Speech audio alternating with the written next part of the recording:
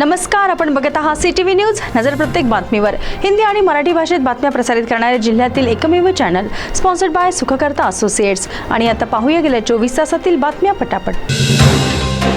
मूल शहरातील प्रस्तावित मालधक्का आता संशयाच्या भोवऱ्यात सापडला आहे. एकीकडे मुख्यमंत्र्यांच्या काकू शोभाताई फडणवीस यांनी या मालधक्क्याकरिता प्रचंड जोर लावला असताना तेथील नागरिक आणि नगर परिषदेचा प्रचंड विरोध आहे. अशातच माजी मंत्री आमदार सुधीर मुनगंटीवार यांनी सुद्धा मालधक्क्याला विरोध दर्शविला आहे. तसेच त्यांनी रेल्वे मंत्री अश्विनी वैष्णव यांना निवेदन देऊन हा मालधक्का रद्द करण्याची मागणी केली आहे. शेतकऱ्यांकरिता पर्यावरण हे अनुकूल नसताना आता त्यात रानटी हत्तींची भर पडली असून शेतकऱ्यांचे पीक या रानटी हत्तीने तहस-नहस केले आहे.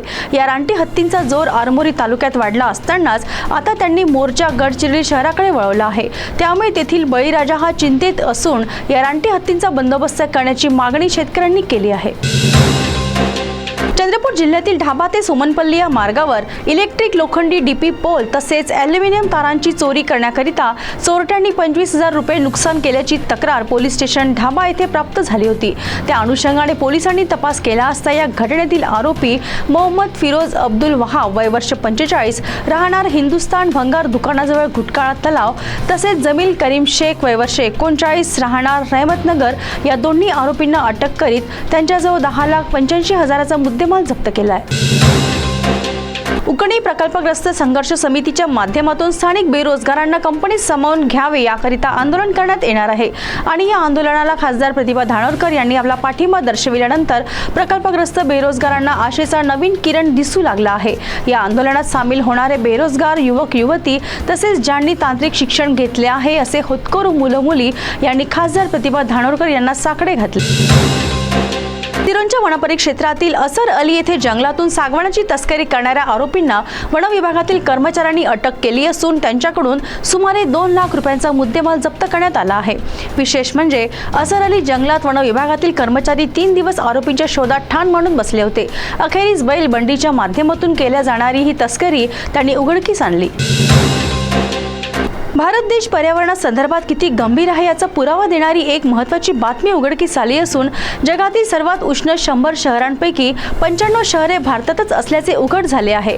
त्यामुळे सध्याचे केंद्रातील सरकार पर्यावरणाबाबतीत अपयशी ठरले असून भारतात राहणाऱ्या नागरिकांचे उष्णतेमुळे अनेक दृष्टीने ऱ्हास होत असल्याचे निष्पन्न झाले आहे. विदर्भात सर्वत्र उन्हाचा पारा 43 ते 44 अंश सेल्सिअसच्या पार झाला असून यामुळे पशुधन मात्र धोक्यात आले आहे. सर्वत्र आरोग्य विभागाने हाय अलर्ट जाहीर केल्यानंतर आता पशुसंवर्धन विभागाने सुद्धा पशुधनासंदर्भात अलर्ट जारी केला आहे.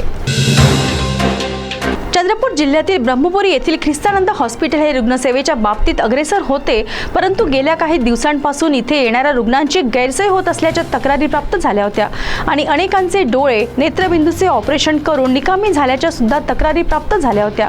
त्या अनुषंगाने जिल्हा शल्य चिकित्सक यांनी हॉस्पिटलवर कारवाई करत अनेक विभाग सील केल्याने एकच खळबळ उडाली आहे.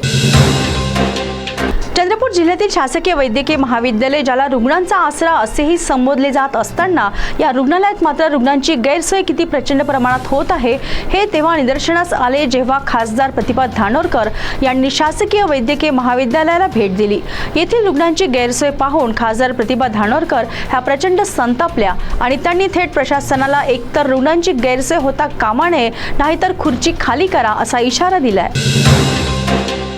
चंद्रपूर जिल्ह्यातील नंदोरी येथे पैशांवर जुगार खेळण्याचा प्रकार प्रचंड प्रमाणात सुरू आहे आणि याची कुणकुण पोलिसांना लागताच चंद्रपूर येथील डीबी पथक यांनी जुगार अड्ड्यावर धाड टाकत 2,38,000चा मुद्देमाल जप्त केलाय.